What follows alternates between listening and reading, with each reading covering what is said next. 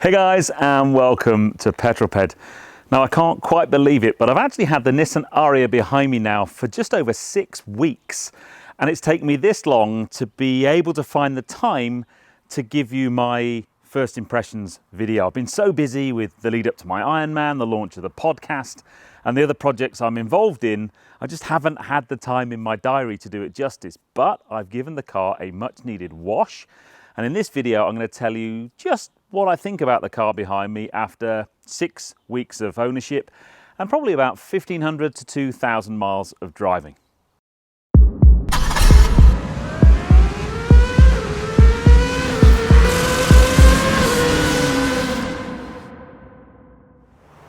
So yes, I picked up my latest Hendy Long Termer from Hendy Nissan in Bournemouth, the Nissan Ariya. And I guess I first off need to say, I think in the collection video, I called it an Ariya.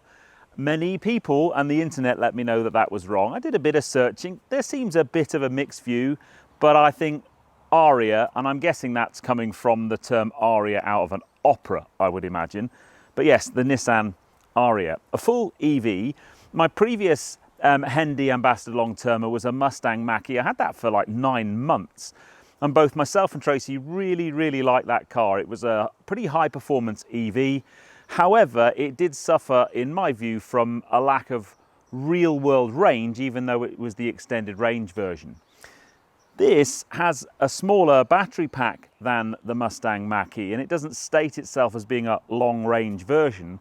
But I have to say, so far, I've been really impressed with the efficiency and the range we're getting out of this car. However, it doesn't really have the outright performance of the Mach-E, but I'll talk more about that once we get out on the road driving. First up, from a styling point of view, on the collection video, it was quite difficult to get decent shots around the car because we were in a collection or a handover bay and there wasn't a huge amount of space. But now it's clean and it's in the sunlight. It's a beautiful day here in the UK. A little bit windy, so hopefully my dead cat on my mic is doing its job. From a styling point of view, I'm still not quite sure. There are times I look at this car and I like it in this particular spec with the kind of gunmetal grey and the black accents. I think it looks really cool. The front end is quite modern and futuristic. The back end has an awful lot of Nissan Qashqai about it. And there are times I look at it and think I really like it, and there are other times I look at it and I'm just not quite sure. And a few people have mentioned, either in the comments or friends and family, maybe they're not so sure about the styling. So if you like your edgy EVs with something a little bit different, then the Ariya is for you. If you're a bit more conventional in your car tastes, or maybe like a more pretty car, then again, maybe the Ariya isn't for you. But when it's clean, I like it a lot. If we just wander around the sides, one of the things that, again, I'm not massively sure of are the wheels. Now, these are an Aero wheel cover that is a spec option. I mentioned it when I picked the car up. Aesthetically, I'm not a fan. However, I kind of had my mind changed on these a little bit. When I was with Skoda recently in the Czech Republic, one of the things we looked at, we saw some CFD, some computational fluid dynamics analysis of aero on Skoda cars. But one of them, which was quite striking, was a difference between an aero design wheel like this and a normal open spoke wheel. Aesthetically, I'd always go for the open spoke, but the difference in aero performance and drag between those two was significant. So although aesthetically I'm not a massive fan, I know that these do a really good job in terms of the aerodynamics. But overall, from a styling point of view, I do quite like the car, but I've not fallen in love with it from a pure aesthetics point of view. Let's have a little bit of a chat about practicality, because we've been using this car for everything, and actually it's proved itself pretty practical, to be honest. If I'm not sure about the front end styling, I really like the rear end styling of the Ariya, especially with this kind of spoiler at the back, privacy glass.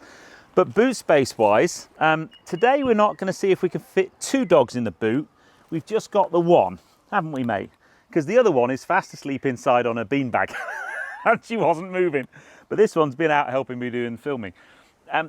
The first things first, we've removed the parcel shelf And I guess if you've got dogs, that's probably something you do, because if you do want to put your dogs in the boot, the parcel shelf kind of knocks them on the head, and they're not really big fans of that. So the parcel shelf is in the shed, but the rest of the size, boot space wise, has been really, really useful. There's a little strap at either side to store your charge cables. So yeah, it's been really useful. I haven't done a tip run. I haven't tried to put my bike in the back. But certainly, you know, getting stuff in, I've taken it on a couple of film shoots, and getting all of our kit in has been no problem at all. So very practical, very usable, that's for sure. You're going to get out now? Ready? Now, rear seat passenger space. Let's have a quick look at that.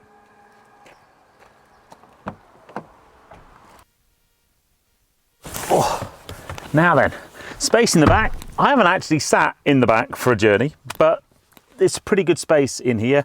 And this particular model, I've got heated seats in the back. This time of year we don't need those. It's got both sizes of USB charger, and you've also got a little central pull down thing, so you can get nice and comfy. And then I just think the trim of this car, in terms of the colour and choice of materials, I would not normally opt for blue seats. However, it's almost like a marine environment in here. It just makes it really nice and different. And then the use of this kind of suede deep Alcantara, again, that just makes it look different. So let's jump in the front. I'll give you some impressions of the tech and the layout of the front, and then we'll go for a drive. One thing I do want to mention though is these doors open really wide, so you've got huge amounts of access in and out. It's a really accessible car in and out if you had, I don't know, limited mobility, or if you wanted to use this space for carrying stuff. I find that really useful.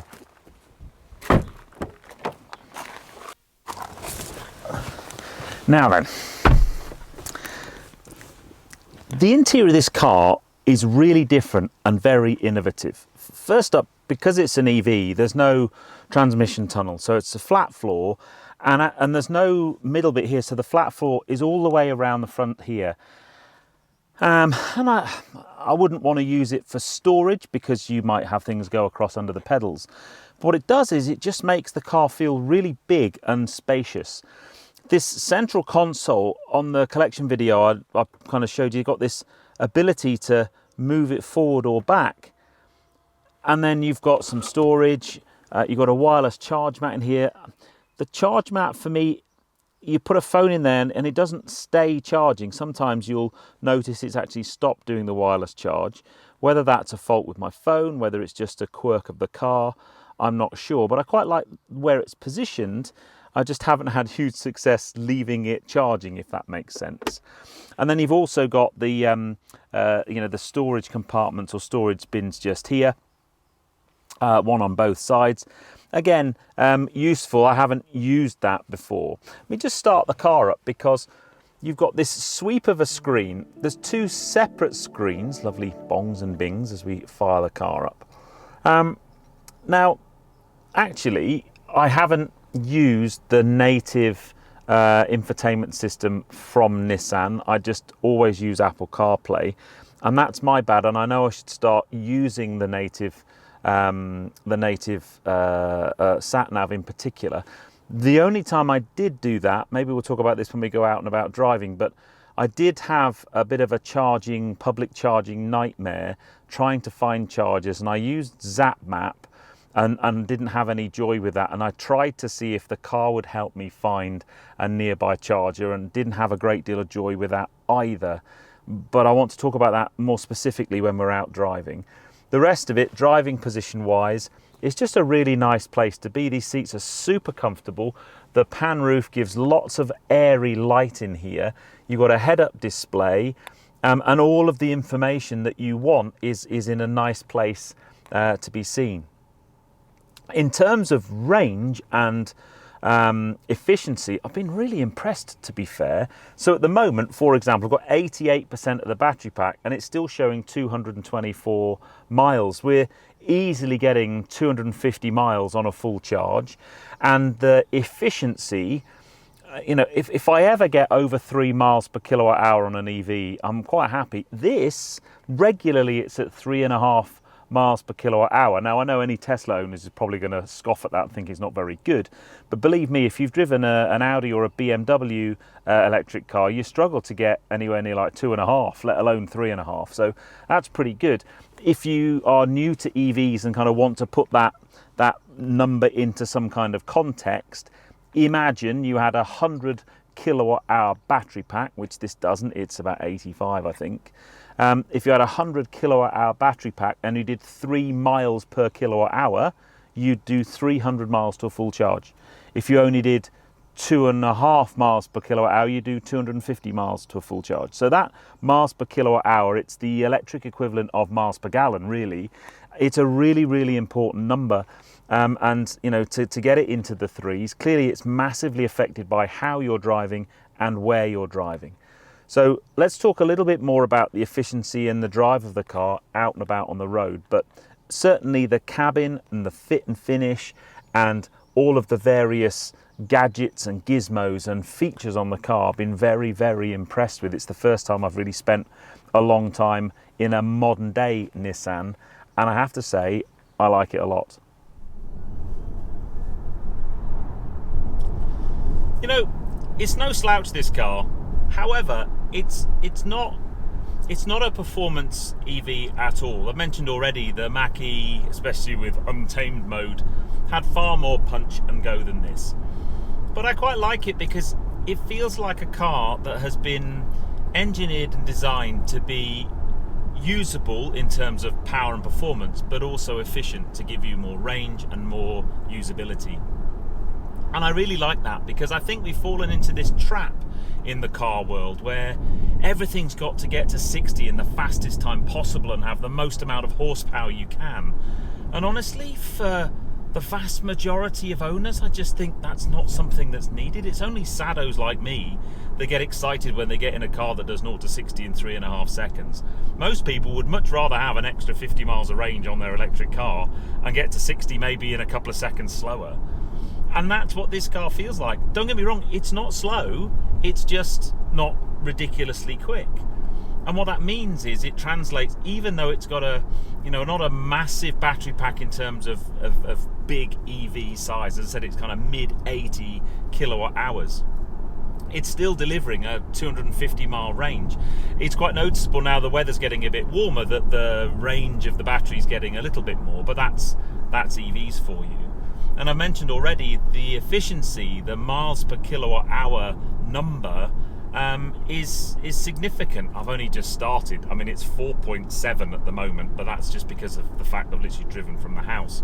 But certainly 3.5 on normal driving is a number that's very achievable, and that makes this car super usable. Because the battery pack's not massive, I've been using my 7 kilowatt wall box at home to charge it overnight, and you know, you can easily get a charge in overnight. I've only had one issue with public charging I just wanted to talk about, because I've been reviewing EV cars now on the channel for probably about 4 years, I think, and the landscape's changed a lot in those 4 years, not just the cars but the general landscape. So a few weeks ago I had to go up to Silverstone and then over to Woking to do some filming for my Nichols M1A video, and I looked at the trip, and at the time the car, because I didn't quite get 100% charge in the car, I only had about 220 odd miles of charge, and I didn't have enough range to do the whole thing without having to stop somewhere. I kind of hoped I might have been able to stop or to charge while we were filming at Silverstone, but that wasn't possible. So I knew I had to do a volt and bolt somewhere. So I thought, that's fine, I'll do it in between Silverstone and Woking. We'll stop for some lunch. I'll put the car on charge for 20 minutes. It only needed a short amount. So we looked at the services. We found a couple of rapid chargers at the services. When we got to the services, unfortunately, there were only 2 chargers there, and they both had cars plugged into them. So we parked up. I was with my mate Nick Williams, a photographer, and we went inside and ordered some lunch. And then while we were waiting for our lunch to be delivered, we looked outside and saw one of the cars was about to leave. So I ran out, got in the car, went to pull into the charge bay, and someone wound their window down and went, "Oi mate, there's a queue, you know, and you're 4th in it." So suddenly my charge stop that would have been maybe an hour is suddenly looking at, you know, an hour and a half probably, because you have to wait for 2 charges to complete before you can even plug your car in. So that wasn't going to happen. So I then went on to ZapMap to start with to try and find a charger in between where I was and Woking. I also had a quick look on the integrated sat nav on the the Nissan system. But to be quite honest, although I could see and it would tell you where a charger was, en route, the amount of information it gave you about that charger wasn't brilliant. It was, you're struggling to work out how fast the charger was, let alone how many of them there were they operational, how many, was it had a car plugged into it already. But I found a Shell 50 kilowatt charger en route, so we went to that, got to it on the Shell forecourt, and it was broken. Now by now we're at 10% charge. I wasn't filming all of this, by the way, wish I had now. And now I'm starting to think, oh, this isn't great. So we then found that we could pull into Beaconsfield services on the way, and there was some rapid chargers there. And actually there was a bank of Ionity rapid chargers. I think there was maybe eight or so of them. But unfortunately when we got there, they were all occupied. Now this is the landscape thing. The number of EVs on our roads in the last 4 years has increased significantly. The number of rapid chargers hasn't increased at the same kind of rate. So whereas 3 or 4 years ago, if you'd have pulled into a public charger, your likelihood is it would probably be empty. You could plug your car in and be on your way as quickly as you can. Today, what a big pothole. Today, the chances are, if you need to charge in public, you're going to end up in a queue. There will already be someone plugged in, and that's even the case for Tesla. I've seen plenty of viral videos, as I'm sure we all have, of queues at Tesla supercharge stations.